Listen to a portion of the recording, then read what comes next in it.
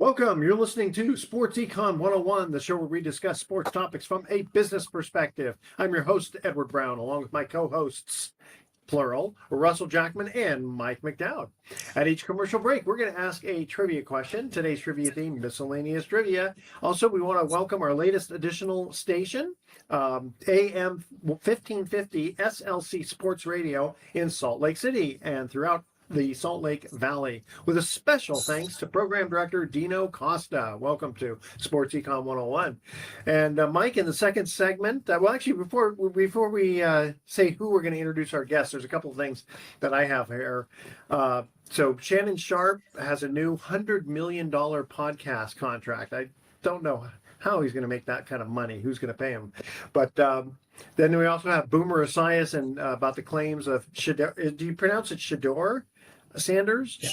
Yes. Shador? Okay. Yes. And then George Kittle, highest paid tight end, new contract. Go ahead, Mike. You have a comment. And big news out of Sacramento, California, the state capital. Shaquille O'Neal is going to be the new general manager of the Sacramento State University Fighting Hornets. How about that? That's big news. Yeah. Even bigger news is that Michael will be apologizing to me today for dissing the Warriors earlier this season and blowing them off and pretending like they weren't the team that nobody wants to play against in the playoffs. I'm not going to apologize. They're still a player away from winning a championship. They still need another star to win a title. No, they're ready to win a title. After last night, they are ready to win a title. And I'll be here to rub your nose in it when they go to the Western Conference Finals. Well, don't worry. I love the Warriors. I'm a Warriors fan. I'm realistic. Okay, hey guys, hold on. In the next segment, Mike is going to introduce our guest. Stay with us. Sports Econ 101 will be right back. Don't touch that dial.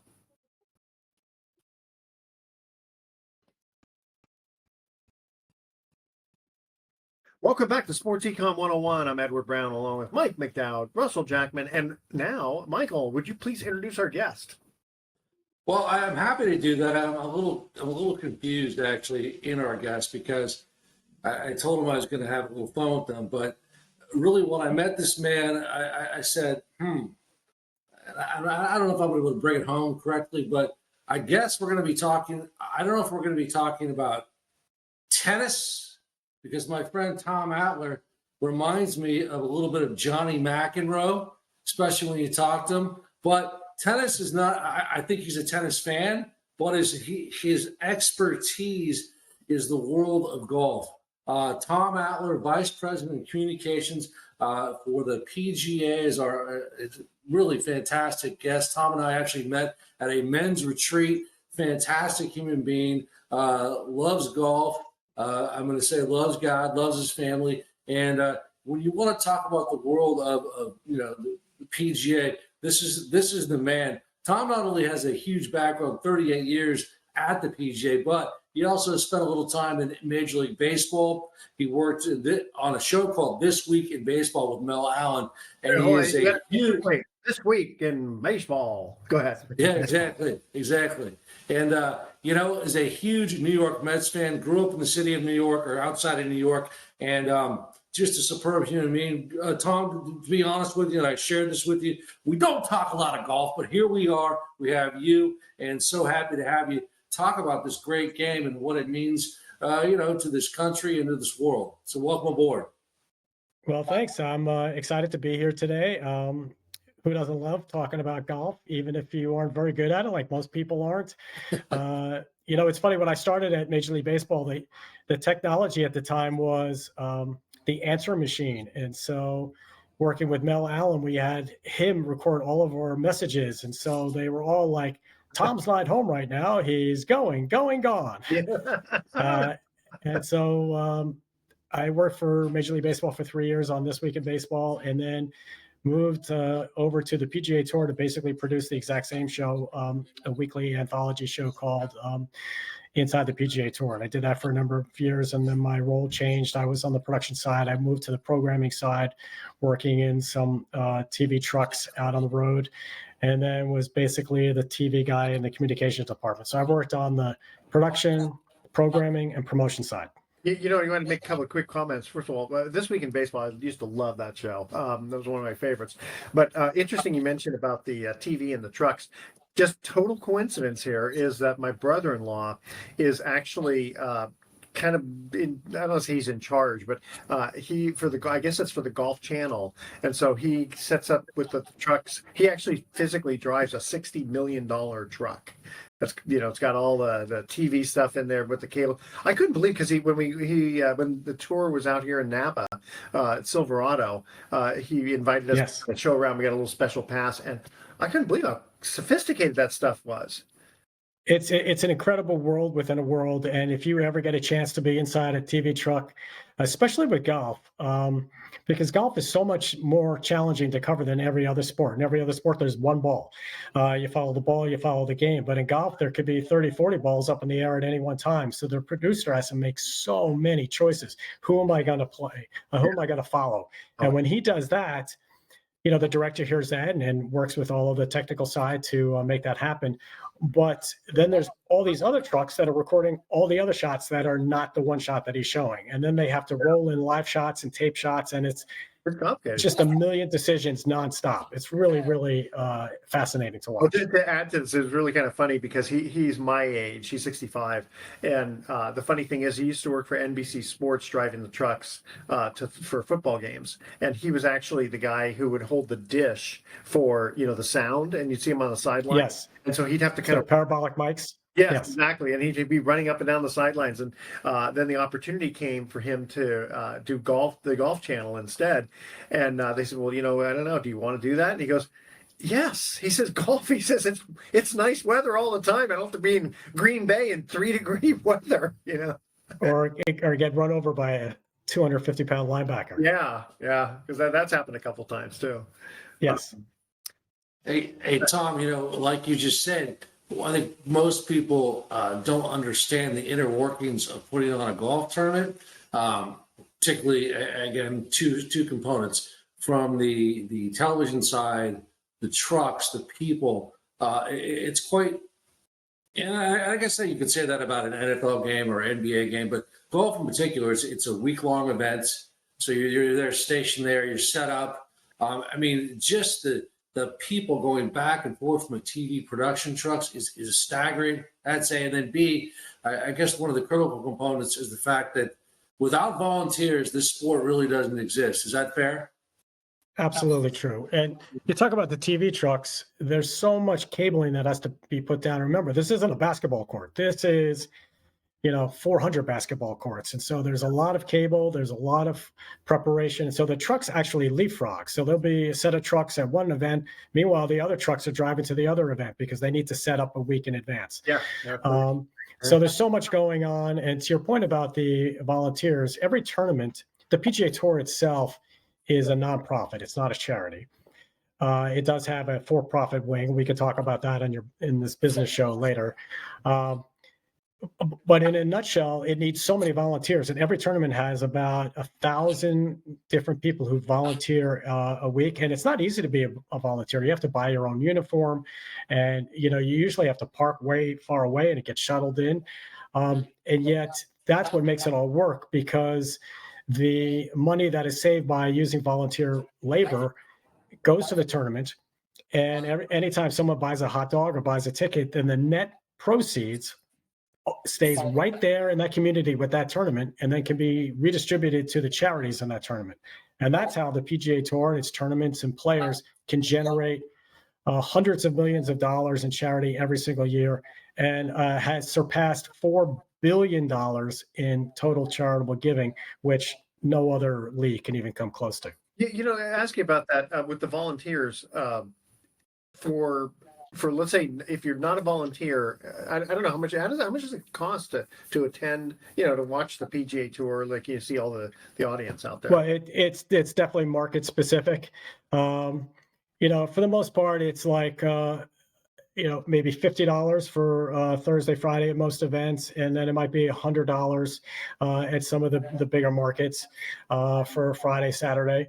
But and that's just a grounds crew. When you walk around and being a spectator, it's not like you have a section and a seat and an aisle. You have to kind of make it work. You can choose. You also have the freedom to choose who you want to follow and where you want to go.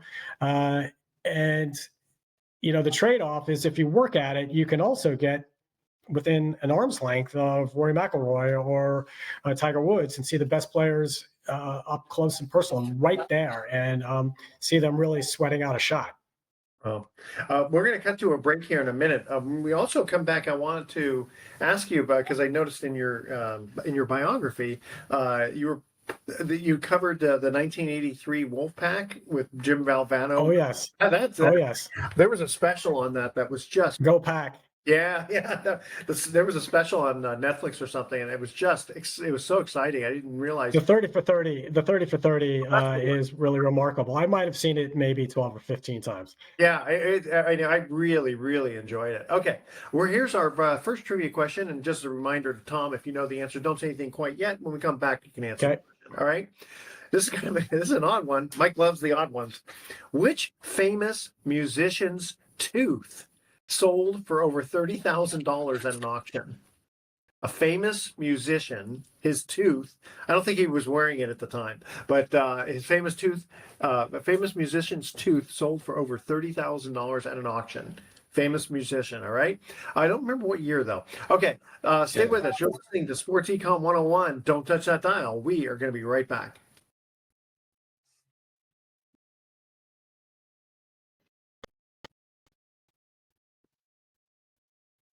Welcome back to Sports Econ 101. Edward Brown here, along with Russell Jackman, Mike McDowd, and our special guest, Tom Alter. All right, first trivia question. Which famous musician's tooth sold for over $30,000? I mean, What I'm era? just going to guess What era? Elvis because people are crazy about Elvis, anything Elvis related.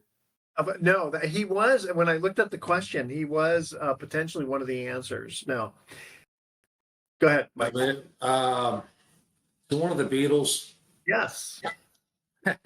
Yeah, John Lennon. Yeah, his tooth. Okay. Yeah. Yeah, it's funny, Yeah. when my wife was acting as the tooth fairy and gave my son $5 for his tooth, I said, righteous bucks. I go, I'll start pulling out my teeth for that. All right, our special guest, Tom Alter. Mike, you want to ask some more golf? Yeah. Well, I mean, Tom's involved in the FedEx Cup.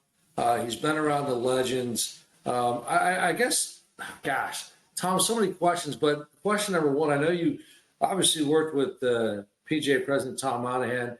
One of the big news in golf was a competitor that came along the way that caused ripples, the live golf folks. And, what did that do for the game of the golf? Because I remember here in Ponte Vedra Beach, Florida, where the headquarters are located, man, the buzz around here in the golf world was like, this is like horrific. But paint the picture for what does it really mean overall? Well, the Saudi investment fund, the public investment fund of Saudi Arabia, which is, they have $700 billion worth of capital, were interested in investing in golf. And there was this chatter that they were going to create their own league. And so the PGA Tour, and they said that they wanted to join forces with the PGA Tour. But what they really wanted to do is create their own league and then take all the best players in the world. So it didn't seem like much of a collaboration. It seemed like they were going to come after the tour. And in hindsight, it looked like the tour probably didn't really perceive that threat to be as real as it should have. And money talks. And so even though player after player said, I would never leave, they started leaving for the money. And so now there's this rival league called Live Golf. But it's really struggled, to be honest. They have some big name players, but no one's really paying attention. And its ratings is barely above color bars, and so now there's this talk that the PGA Tour and the PIF might come to some kind of an agreement to join forces.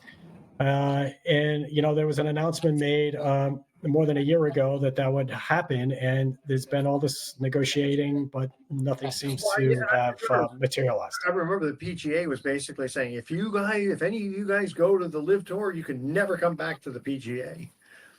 Well, and part of it was that there are certain rules and regulations that we have that players can't go and play in competing leagues. Yeah. But not only did they leave, some guys like Bryson DeChambeau sued the PGA Tour. And so that definitely rankled some feathers and cost the PGA Tour a lot of money in legal fees. So it's going to be a challenge to bring both sides together, but hopefully that'll get done one day. Gee, who would have thought that the United States would have trouble supporting the country that helped finance 9/11 and never apologized for it, and also keeps raising our gas prices every time they sneeze? Would have a hard time getting support from people watching them take over one of our sports by just buying it out from under us. Gee, who would have thought that would have a big problem selling?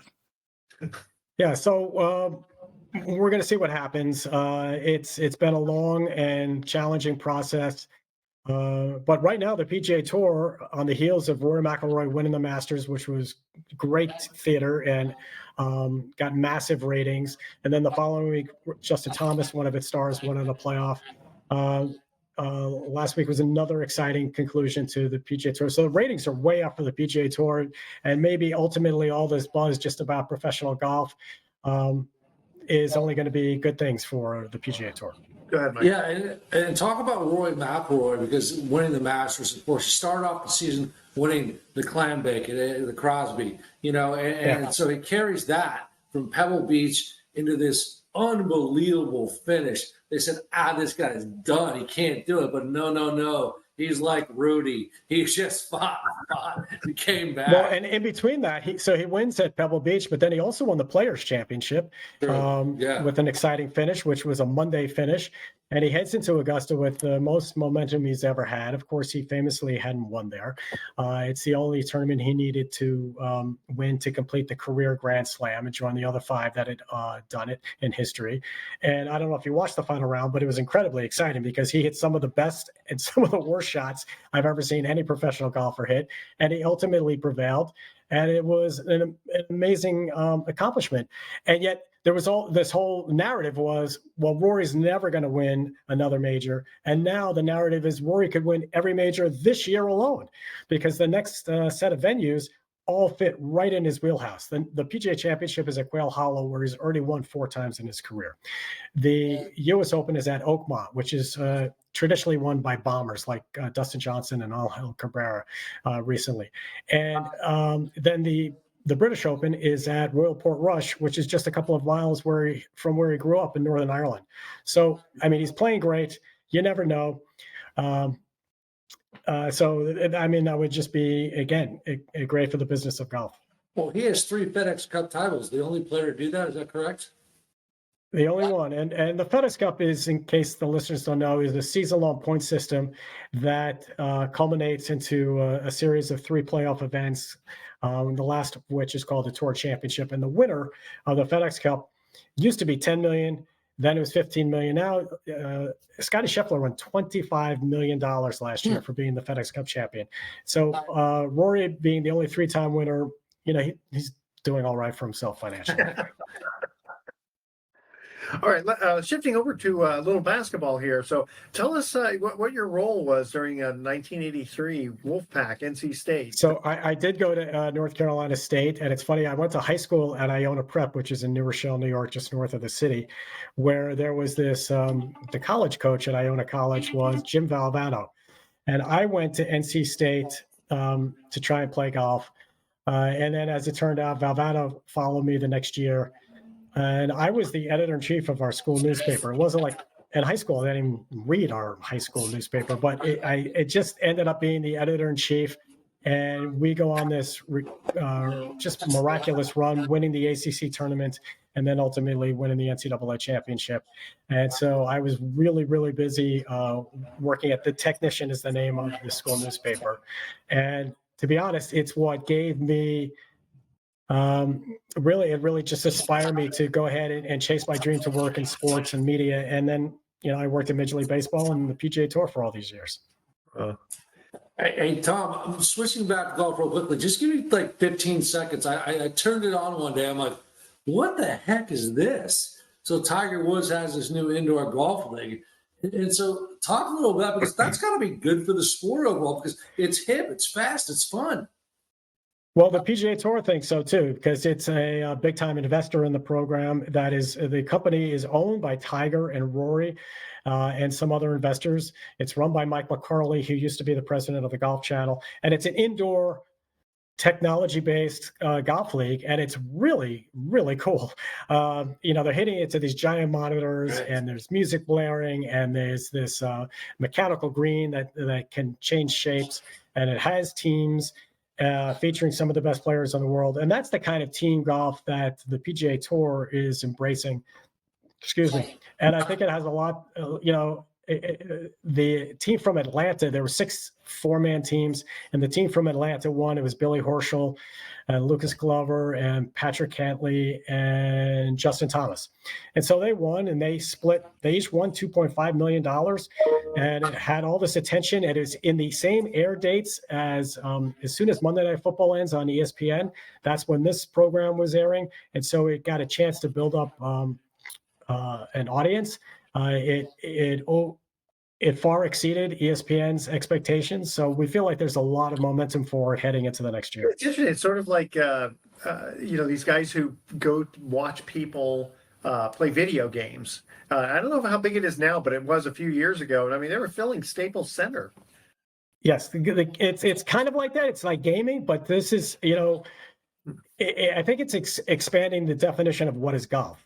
It doesn't have to be 18 holes. It can be hitting it to a monitor. It could be, it could be a video game. It's like, what is golf? And I think as long as people are enjoying the game, then that's all anyone cares about. Yeah, I mean, it's kind of fun. I've had I haven't done it for a while, but I have on my phone a couple of these golf games, and they're actually a lot of fun. And it's amazing, the graphics are so good. And then you challenge. And that's one of the takeaways from this indoor league is that they basically created holes, and so they're a little gimmicky, but they're also super fun to watch. Yeah, it's good times. All right, guys, you ready for our second commercial trivia question here? Which letter is never silent in the English language? That's our trivia question. All right. Email Edward at SportsEco. You only have 26 chances there, Mike. Which letter is never silent in the English language? All right. Stay with us. You're listening to Sports Econ 101. Don't touch that dial. We are going to be right back.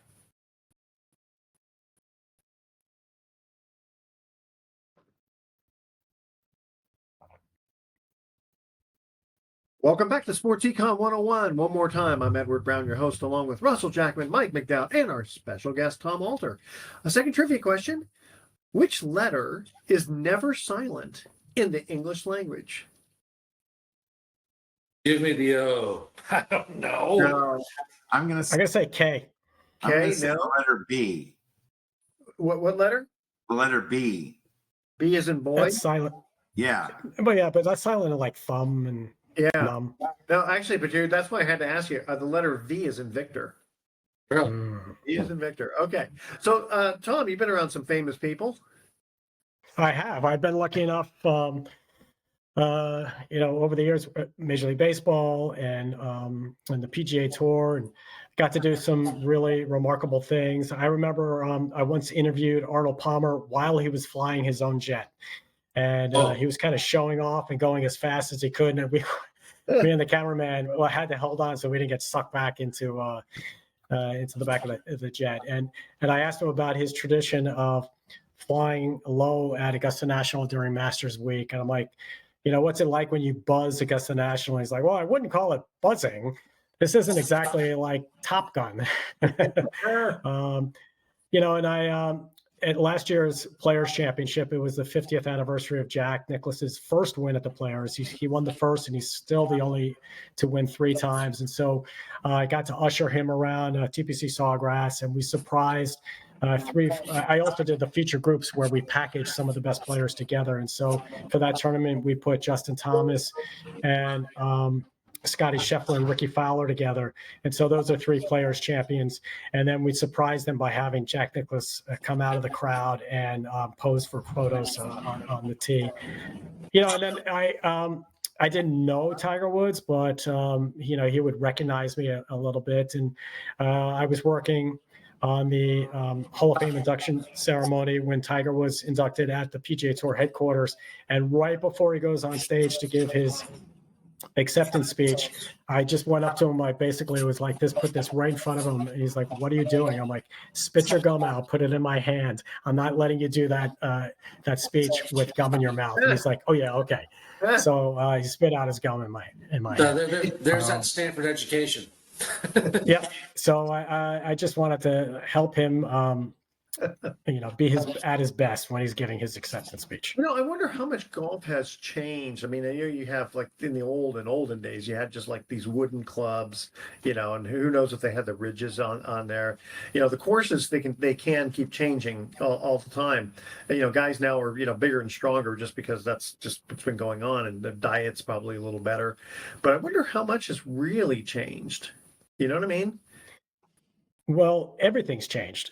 You pointed out a couple of things. Courses have changed, and yes, they've been lengthened to kind of keep up, but just the speed of the greens, they used to cut them with hand mowers, and now they use the technology in cutting the grass is incredible. And the way they could build courses, they used to build them with donkeys and horses, and now they have all this machinery.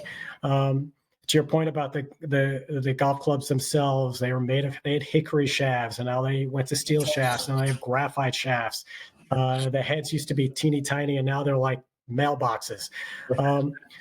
But the athletes keep getting bigger, faster, stronger, just like every other sport. And we now have on the PGA Tour, we have 3 vans that travel. One is an exercise van, one is a treatment van, and one is like an ice bath, where they have, all these portable ice baths. And these players are all about, when they used to travel, they'd come down from their hotel room and just hang out at the bar all night. But now they got a core bunch of guys, and they'll stay at a house, and there'll be 4 or 5, and they bring in their own chef, and they bring in their own physios. And so they basically travel with a team to try and help them be at their best possible, give themselves the best chance to win. There's so much money in it now too. Yeah, go ahead. So much money. And that's one thing that happened, Mike, 1 second, that when Live was started and the purses were so big, the tour immediately had to play catch up and raise its purses. And so I mentioned how Scotty Scheffler won 7 tournaments last year, really an epic season, one of the best of all time, including anything that Tiger or Jack or Arnie had ever done.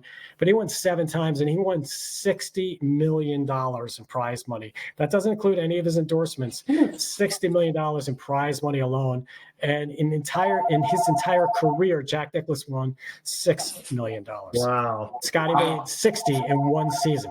That's amazing. So yes, things have changed. Go ahead, Mike. I just real quickly, and you can just answer super quick. Tiger Woods pretty much changed the way today's golfers approach the game with their physical trainings. Is that fair enough? That's about. Oh, totally. I mean, Gary Player was kind of mocked for lifting weights, and so he was a good, 35 years ahead of Tiger. But Tiger's the one who made it popular, no doubt. Okay. Second of all, the knock that when I talk to people who love the game of golf, and let's say the serious fan, the mediocre fan, to the casual fan, here's the knock on golf. And I'm just curious. A lot of the fans say, you know what? These golfers have 0 personality. You don't see personality with them, and it's true. I go to tournaments and I don't. These guys aren't, with the crowd. It's a little disappointing. That's and then of course you can hit that, but also you got to mention about the legends. The Lee Trevinos, the Chichi Rodriguez's, where are they? Yeah, even Payne Stewart, the way he dressed. And yeah, I mean, where are they? Well, not. I would say a couple of things. One, if you did watch the TGL, the indoor league, that really did give an opportunity for some personalities to come out. Like Justin Thomas was rolling around on the greens after shots, and Billy Horschel went out of his mind a few times. So I think that will definitely help, let the players showcase their personalities. But part of it is, to Edward's point, there's so much money in the game. These guys have been, their sports psychologists just coach them into don't get too excited, don't get too high, don't get too low. Basically, boom, boom, boom. And to your point, yes, we miss that. It's so much better when guys go out of their mind, and have a little fun. And again, that's one of the reasons why Rory's win resonated, because he dropped to his knees, he cried like a baby, and that shows you how important it was. Yeah. Well, and that's after the fact. It's like, after everything's done, then let it out. Yeah. Well, because golf is such a precision game. Like you said, you saw Rory hit some of the best hit shots and some of the worst. And you go, how can that be with the same guy? But all it does. Same guy. Amazing. And Mike, I mean, yes, he's not Lee Trevino or he's not Chi-Chi, but Max Homa is really funny. And if you follow him on Twitter, and that's how guys communicate now through social media, he will make you laugh every day. So there's a bunch of guys that do have personalities, and the PGA Tour and the networks need to do a better job of letting the players showcase their personalities. Yeah, because sometimes it's just a little bit too much of a gentleman's game, And it's funny because I think I even had this trivia question a long time ago, that back in, I guess, like when golf first started in the 1400s or whatever, the king outlawed it for a while because so that to make sure you practice your archery instead. That is correct. Of golf, yeah. Yes, that happened 450 years ago. Yeah. A little fun trivia there. Hey, can we talk just a little bit of football for just a minute? Sure. Do you want to talk about the Jags and the exciting news that they moved this week? I'm kidding. Unfortunately, not too many people. Before we do that, let us give a quick tribute to Dick Barnett, who died yesterday. The legend. Nick Scard, who was on the two championship winning teams for the New York Knicks. He used to pump his legs when he would shoot jump shots. And I'm telling you, every kid in my neighborhood did that for a good, hot minute. Yeah, he was the fallback guy. That's what Chick Hearn quoted him as. And he was a great legend and really great contributor to the game. So I wanted to make sure we mentioned his passing. Okay. And then it's interesting that I've been hearing these things, Deion Sanders' son, Shador Sanders, he apparently, according to Boomer Esiason, he was taken off the draft board due to, quote, entitled an entitled attitude, which is interesting because, he doesn't come from the hood, he's Deion Sanders' son. And so, the question comes up, how much does he have to kind of fight for his job type of thing? He's probably worth millions anyway type of thing. But it's kind of silly that some people, I don't get that some people are claiming racism. And you go, wait a minute, like 60 or 70% of the league is black. The first, I don't know how many guys who were chosen in the draft were black. So I don't get a racism thing in there. But apparently also Deion made comments about suggesting he would try to control where his son went in the draft. And then also Shador had also commented on changing a team's culture. And I think maybe some of these owners were kind of going, I don't know if I want some guy coming in and just sort of running the roost. What do you think? Yeah, he was trying to make himself out to be this disruptor with all this talent. And even though everyone agreed that he had some talent, it wasn't to the degree that anyone was going to bend over for this guy. And I think, as Donald Trump would say to Zelensky, he was like playing cards. He didn't have the cards. That's good. That's good. And I think that that's what he was doing. And the NFL just kind of pushed back and said, you know what, that's a pass. Yeah, he's got a good gene, genetics, but he's still young, so maybe they have to come into his own. Go ahead, Mike. Hey, rather quickly, I have a friend by the name of Ricky Sigler who played. Player out of San Jose State, played for the Kansas City Chiefs for a number of years. Very good player. And Ricky is African American. He said, "Hey, for anybody to claim this has anything to do with race, that's absolutely insane. So I just food for thought. It has nothing to do with race. I think his personality, talking about Sanders, was just too much, and he's all about him first. First of all, you got to be a little bit about the team as well. Yes, you are out for yourself, but it's also you've got to be a team guys also. So I think the Yeah, NFL and ultimately he landed in Cleveland where there's like 5 or 6 quarterbacks, but none of them are going to be promised the job. So he has a chance to prove himself. But that's the thing; he needs to prove himself before he becomes before he gets this big attitude. Yeah, no doubt about it. No doubt Very about good. it. All right, we have go ahead. We have about another minute before we have to cut the break. George Kittle, highest George paid Kittle. $76 million 4-year extension, which is interesting because tight ends they're usually one of the lower paid. Yeah, but he's more than a tight end. That's true. That's a good, very good point. Now, who's going to throw him Tight the ends ball? also don't last that long. Yeah, but who's going to throw him the ball now is a good question. They still haven't signed Brock Purdy yet. The Niners done everything else except the one thing that they were supposed to get done this entire offseason, which is sign Brock Purdy. And they're still kind of navel gazing and wringing their hands about what to do about signing him. Yeah, they want to play the "show me one more year" card. So we'll see how that goes. You guys have any quick thoughts on the overall draft, you guys? I mean, as Tom said, the Jaguars got a very interesting pick. Hunter, let's see how he's going to be. I don't know how he's going to be able to play offense and defense, quite frankly. The NFL is so physical. He's not big. I mean, that's a very iffy pick for me personally. I know he's got talent. He probably is the best player. But again, what do you do? How does this guy play in the NFL? Okay, guys, we have to get to our break right now, unfortunately. Okay, here's our third trivia question. Which is the largest company? Which is the world's largest company based on the number of employees? And extra special credit if you can tell me how many employees roughly they have.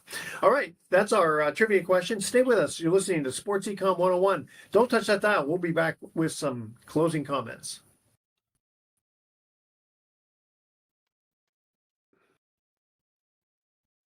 Welcome back to Sports Econ 101. Excuse me, last time for today. I'm Edward Brown, your host, along with Russell Jackman, Mike McDowd, our special guest, Tom Alter.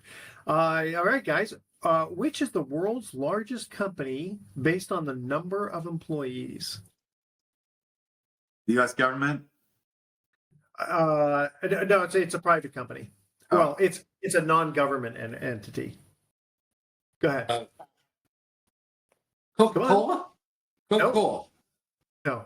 Tom, what do you think? Walmart? Yeah, Walmart. Oh, Bam. yes. There you go. Boom. 2.1 million employees. That's a lot of greeters, I'll tell you that. Okay. I just remember we were doing something quickly with Walmart and putting something in their TVs that are just on display, and that had the 5th highest rating. There was the ABC, NBC, and then Walmart's TVs in their stores. That's how popular Walmart is. Isn't that amazing? Well, Tom, thank you very much for joining us. We're going to have you back on again and talk more about love talking sports. Whatever else comes up.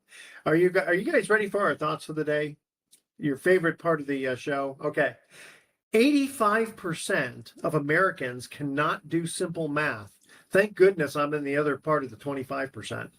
And I accidentally swallowed some Scrabble tiles, and now I'm experiencing constant vowel movements. I'll tell you, the next trip to the bathroom could spell disaster. That's pretty bad. Nice. We try to keep it somewhat clean here, but every once in a while we gotta throw in kind of a quick little zinger there. Mike, we got 20 seconds. You want to say goodbye to the audience? Hey, no, just NBA Warriors, exciting. Love this playoff situation, and I don't know anybody who's going to be the overall winner. Anybody? Quickly. A little too early. I hope the Knicks, but I doubt it. I would like to see the Warriors do it. The Warriors OKC series, which I am already predicting is going to be one of the best series I think we've seen in recent years. Just like the old days. All right, audience, tune in next week to Sports Econ 101. We're going to be discussing sports topics from a business perspective and asking more trivia questions. Thanks for listening. On behalf of our team, I'm your host, Edward Brown. We'll see you next week. Adios. So long.